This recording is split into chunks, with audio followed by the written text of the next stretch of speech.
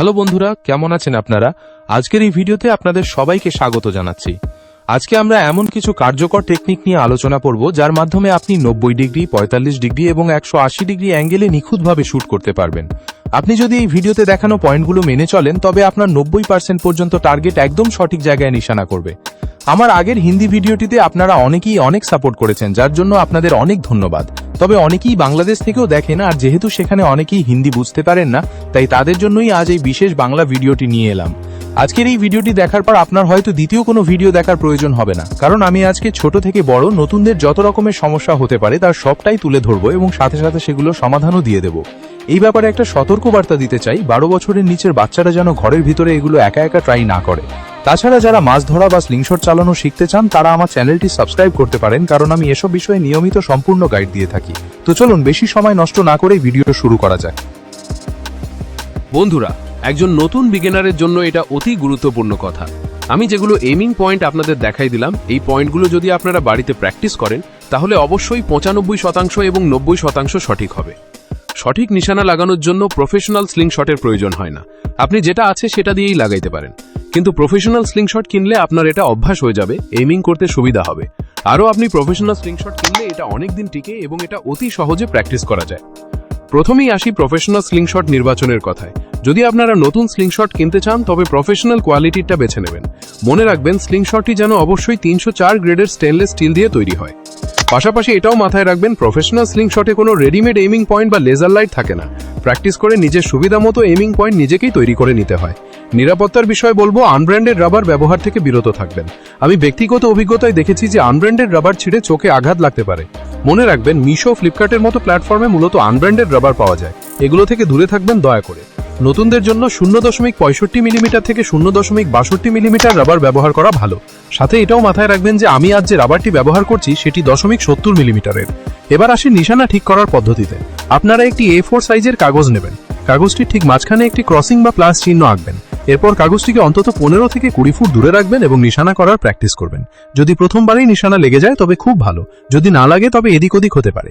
10-20টা shoot করার পর যদি বারবার লেগে যায় তবে দূরত্ব বাড়িয়ে 25 থেকে 30 ফুট করে দিন। এভাবে দূরত্ব বাড়াতে বাড়াতে আপনার দূরত্বও বাড়বে এবং আপনার নিশানা আরও নিখুঁত হবে। সবশেষে জানিয়ে রাখছি, আমার চ্যানেলে স্লিংশট চালানো এবং মাছ ধরার বিভিন্ন কৌশল শেখানো হয়, তাই চ্যানেলটি সাবস্ক্রাইব করতেও ভুলবেন না। আজকের ভিডিওতে আমরা আলোচনা করব আপনাদের নিশানা নিখুঁত করার কিছু জরুরি উপায় নিয়ে।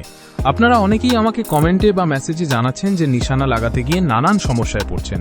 তাই আজকের এই ভিডিওতে আমি আপনাদের জন্য পুরো পারফেক্ট এইমিং পয়েন্ট একদম অ্যারো বা তীরের সাহায্যে স্ক্রিনে দেখিয়ে দেব। কোথায় কত ডিগ্রি অ্যাঙ্গেল রাখতে হয় আর কিভাবে নিশানা ঠিক করতে হয় তার সবটাই আজ পানির মতো পরিষ্কার করে দেব। নতুনদের জন্য 3টি গোল্ডেন রুলস। যারা এই লাইনে একেবারেই নতুন তারা শুরুতেই এই 3টি নিয়ম অবশ্যই মেনে চলবেন। নিয়ম 1, সবসময় খোলা ময়দানে বা নিরাপদ জায়গায় শুটিং প্র্যাকটিস করবেন। নিয়ম 2, শুরুর দিকে সবসময় 0.55 মিলিমিটার থেকে 0.60 মিলিমিটারের রাবার ব্যবহার করবেন।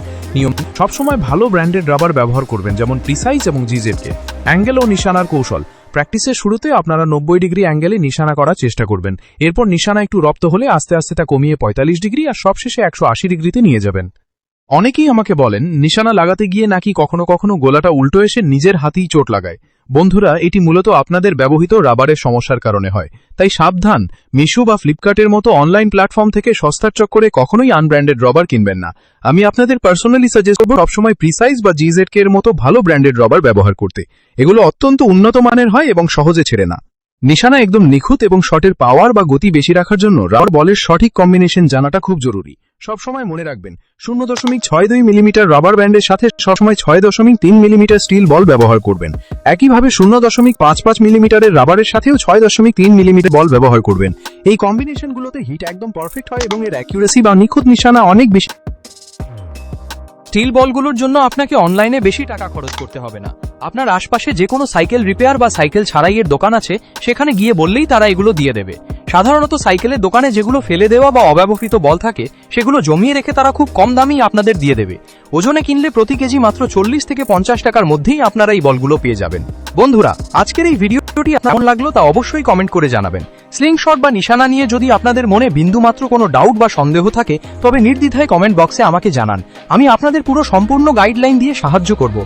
আপনাদের যে কোনো সমস্যার সরাসরি সমাধানের জন্য আমার চ্যানেলের অ্যাবাউট সেকশনে আমার নম্বর দেওয়া থাকবে। এছাড়াও আমাদের একটি হোয়াটসঅ্যাপ চ্যানেল আছে, আপনারা সেই চ্যানেলে যুক্ত হয়ে স্লিংশট সংক্রান্ত যে কোনো ধরনের সমস্যা বা প্রশ্ন আমার কাছে তুলে ধরতে পারেন। এর আগেও বাংলাদেশ এবং কলকাতা থেকে অনেকে আমার সাথে যোগাযোগ করেছিলেন এবং তাদের স্লিংশটের নানান সমস্যার আমি সফল সমাধান করেছি। অনেকেই জানতে চান কেমন ধরনের স্লিংশট ব্যবহার করা উচিত, কোন রাবার ভালো হবে ইত্যাদি। আমি তাদের পুরো সমস্যাটা শুনে বিস্তারিত গাইড করেছি। তাই আজকের এই ভিডিওতে যদি আপনার সমস্যার কথা বলা না হয়ে থাকে তবে ঝটপট কমেন্ট করে ফেলুন। আপনাদের কমেন্টের উপর ভিত্তি করে আমি পরবর্তী ভিডিওটি বানিয়ে দেব। ভিডিওটি ভালো লাগলে লাইক, শেয়ার এবং চ্যানেলটি সাবস্ক্রাইব করে পাশে থাকবেন। ধন্যবাদ। মতো অনলাইন প্ল্যাটফর্ম থেকে সস্তার চক্করে কখনোই আনব্র্যান্ডেড রবার কিনবেন না। আমি আপনাদের পার্সোনালি সাজেস্ট করব সবসময় প্রিসাইজ বা GZK এর মতো ভালো ব্র্যান্ডেড রবার ব্যবহার করতে। এগুলো অত্যন্ত উন্নত মানের হয় এবং সহজে ছেড়ে না। নিশানা একদম নিখুঁত এবং শটের পাওয়া